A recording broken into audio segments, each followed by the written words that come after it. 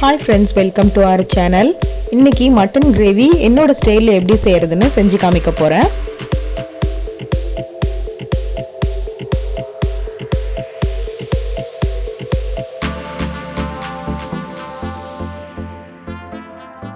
Mutton gravy செய்யறதுக்காக நான் 1/2 kilo ஆட்டுக்கறி எடுத்திருக்கேன். பாருங்க நல்ல டெண்டரா ஃப்ரெஷ்ஷா இருக்கு பார்க்கிறதுக்கே. ஃப்ளஷ் வந்து டெண்டரா இருந்ததா குழம்பு நல்லா இருக்கும். இப்போ வந்து குக்கரே எடுத்துக்கலாம். ஏன்னா குக்கரில் தான் நம்ம ஈஸியாக மட்டன் வேகுன்றதுனால வதக்குறது எல்லா ப்ராசஸுமே நம்ம குக்கர்லேயே செஞ்சிடலாம். இன்றைக்கி நான் கடல் எண்ணெய் தான் பயன்படுத்தியிருக்கேன். இப்போ மசாலா ஐட்டமில் பட்டை போட்டாச்சு. அந்த ஸ்டார் அனீஸ் ஒன்று போட்டுக்கிறேன். அப்புறமா கிராம்பு ஒரு 4. நார்மலாக சிக்கன் கிரேவி செய்கிறதுக்கு பே லீஃபும் அந்த பட்டை மட்டும்தான் போடுவேன். ஆனால் மட்டனுக்கு வந்து கொஞ்சம் இதெல்லாம் போட்டால் நல்லாயிருக்கும். கொஞ்சமாக கல்பாசியும் 3 ஏலக்காய் போட்டுக்கிட்டேன். நல்லது வாசம் வர வரைக்கும் நல்ல பொறுமையாகவே ஃப்ரை பண்ணிக்கோங்க. தாளிக்கிறதுக்கு 4 கருவேப்பிலை போட்டோன்னா அதோட ஸ்மெல்லே தனி தான். நம்ம அப்புறமா கொஞ்சம் தேவைன்னா போட்டுக்கலாம். அடுத்தது வெங்காயம். நான் சின்ன வெங்காயம் பெரிய வெங்காயம் ரெண்டுமே நான் கட் பண்ணி தான் போட்டிருக்கேன். இன்றைக்கி எல்லாமே சின்ன வெங்காயம் கட் பண்ணி போட்டுக்கிறதுனாலும் போட்டுக்கலாம். நான் மோஸ்ட்லி அரைச்சி விட்ட குழம்புக்கு வந்து கம்ப்ளீட்டாக சின்ன வெங்காயம் எடுத்துப்பேன். இந்த ஸ்டைலுக்கு வந்து ரெண்டுமே மிக்ஸ் பண்ணி போட்டு தான் நான் வதக்குவேன்.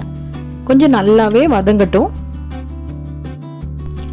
குழம்புக்கு தேவையான மஞ்சள் பொடி சேர்த்துக்கலாம். நம்ம நான்வெஜ்க்கு கொஞ்சம் ஜாஸ்தியாகவே போட்டுக்கணும். நம்ம சாம்பார் புளிக்குழம்புக்கெல்லாம் போடுறத விடவே கொஞ்சம் தூக்கலாக போட்டுக்கோங்க நான்வெஜ்க்கு. நான் எப்போவுமே மஞ்சள் பொடி பார்த்தீங்கன்னா எண்ணெயிலே போட்டு வதக்கிடுவேன். தண்ணியில் போடுறத விட இந்த மாதிரி எண்ணெயில் போட்டு மஞ்சள் பொடி வதக்குனிங்கன்னா அதோட ஸ்மெல் ரொம்ப நல்லாயிருக்கும். எனக்கு அந்த ஸ்மெல் ரொம்ப பிடிக்கும். அடுத்து நான்வெஜ்க்கு ரொம்ப ரொம்ப முக்கியமான பொருள் வந்து இஞ்சி பூண்டு பேஸ்ட்டு. நல்ல ஸ்பூன் ஃபுல்லாக இருக்க மாதிரி 2 ஸ்பூன் நான் போட்டிருக்கேன் இஞ்சி பூண்டு விழுது. நான்வெஜ் ரெசிபியை பொறுத்த வரைக்குமே இஞ்சி பூண்டு கொஞ்சம் ஜாஸ்தியாக ஆட் பண்ணினாலே அந்த கிரேவிக்கோ குழம்புக்கோ குருமாவுக்கோ டேஸ்ட் ஆட்டோமேட்டிக்காக வந்துடும். முக்கியமாக அந்த பச்சை வாசனை போகிற அளவுக்கு நம்ம பொறுமையாக வதக்கணும். எப்படியும் அடிப்பிடிக்கும். ஆனால் கூட பச்சை வாசனை போகிறதுக்கு முன்னாடி நம்ம மற்றதெல்லாம் ஆட் பண்ணினோம் அப்படின்னா இஞ்சி பூண்டோட அந்த வாசனை ஹைலைட் ஆகாது. ஸோ கொஞ்சம் பொறுமையாக நல்லாவே வதக்கி எடுத்துக்கலாம். அது வதங்கிட்டு இருக்கட்டும். நான் உங்களுக்கு இப்போ அரைக்கிறதுக்கு என்னென்ன எடுக்கிறேன்றதை காமிக்கிறேன். ஒரு சின்ன மூடி தேங்காய் துருவி எடுத்துக்கிட்டேன். இப்போ இது கூடவே 1 ஸ்பூன் அளவு சோம்பு, அப்புறமா கசகசா 1.5 ஸ்பூன் எடுத்திருக்கேன். இதில் வந்து முந்திரி பருப்பும் சேர்த்துக்கலாம். மட்டன் வந்து ஆல்ரெடி கொலஸ்ட்ரால்ன்றதுனால நான் கேஷ்யூ நட் வந்து தவிர்த்துருக்கேன். இப்போ ரீசெண்ட் டேஸாக தான் நம்ம முந்திரி பருப்புலாம் அரைச்சி ஊற்றுறது குருமாக்கோ சிக்கனுக்கோ. அதுக்கு முன்னாடியெல்லாம் தேங்காய் கூட இந்த கசகசா தான் அரைச்சி போடுவாங்க அம்மா. சேம் முந்திரி பருப்பு எப்படி கொஞ்சம் திக்னஸ் கொடுக்குதோ அதே மாதிரி தான் கசகசாவும் அந்த திக்னஸ் கொடுக்கும். இப்போ இஞ்சி பூண்டு நல்லாவே வதங்கிடுச்சு. நறுக்கி வச்சிருக்க ஒரு பெரிய சைஸ் தக்காளி வந்து நம்ம சேர்த்துக்கலாம். நான்வெஜ் ரெசிபிக்கு வெங்காயம் இஞ்சி பூண்டு தக்காளி இது 3யுமே நல்லா வதக்கிட்டோம் அப்படின்னா கிரேவி சீக்கிரமாக கெட்டு போகாமலும் இருக்கும். இன்னொன்று டேஸ்ட்டு அட்டகாசமாக வரும். ட்ரை பண்ணி பாருங்கள். இப்போ கிரேவிக்கு தேவையான உப்பு சேர்த்துக்கலாம். உப்பு சேர்க்கிற டைம் ரொம்ப முக்கியமான ஒரு விஷயம். என்னென்னா நம்ம வெங்காயம் வதக்கிட்டு உடனே உப்பு போட்டாலும் வெங்காயம் அடிப்பிடிக்கும். அதே சமயம் நம்ம தக்காளி போட்டுட்டு அதுக்கப்புறம் நீங்கள் உப்பு போட்டிங்க அப்படின்னா ஈஸியாக மேஷ் ஆகிடும். ஸோ அதனால் வெங்காயம் போட்டுட்டு தக்காளி போட்டு அதுக்கப்புறமா உப்பு சேர்த்துக்கோங்க. பொதுவாக எல்லா சமையலுக்குமே இதே டெக்னிக் தான். அதுக்காக 1 ஸ்பூன் மிளகாய் பொடி தனி மிளகாய் பொடி தான் எடுத்திருக்கேன். அதே போல் மல்லிப்பொடியும் தனியாக தான் போட்டிருக்கேன். 3 ஸ்பூன் எடுத்திருக்கேன். அதே ஸ்பூன் அளவில் 3 ஸ்பூன் மல்லிப்பொடி போட்டிருக்கேன்.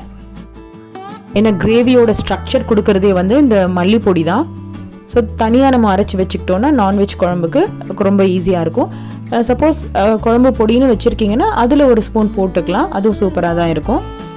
அடுத்து க்ளீன் பண்ணி வச்சுருக்க மட்டனில் தண்ணி இல்லாமல் வடித்து எடுத்து வச்சுக்கலாம். தண்ணி இல்லாமல் சேர்த்து நம்ம வதக்கும் போது தான் இன்னும் நல்ல வாசனையாக இருக்கும்.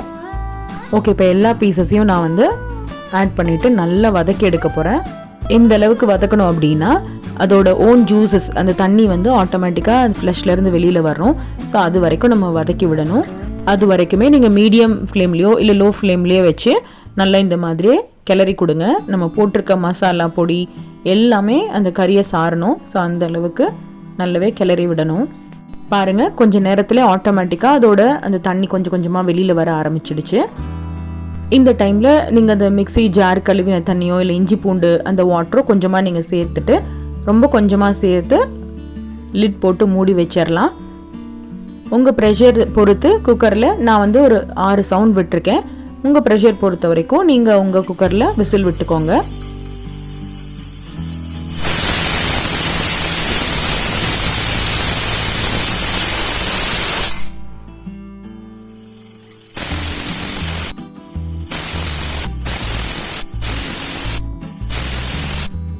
என்னோட குக்கரில் வந்து நான் 6 விசில் விட்டுருக்கேன். அதோடைய ப்ரெஷர் நல்லாவே குறைஞ்ச பிறகு தான் ஓப்பன் பண்ணணும். எடுத்துகிட்டு நான் செக் பண்ணி பார்த்தேன். ஃப்ளஷ் வந்து ரொம்ப நல்லாவே பஞ்சு மாதிரி வெந்திருந்தது. இந்த டைமில் தான் நம்ம ஏற்கனவே எடுத்து வச்சுருக்கோம் இல்லைங்களா, தேங்காய் அரைச்சி ஊற்றணும்.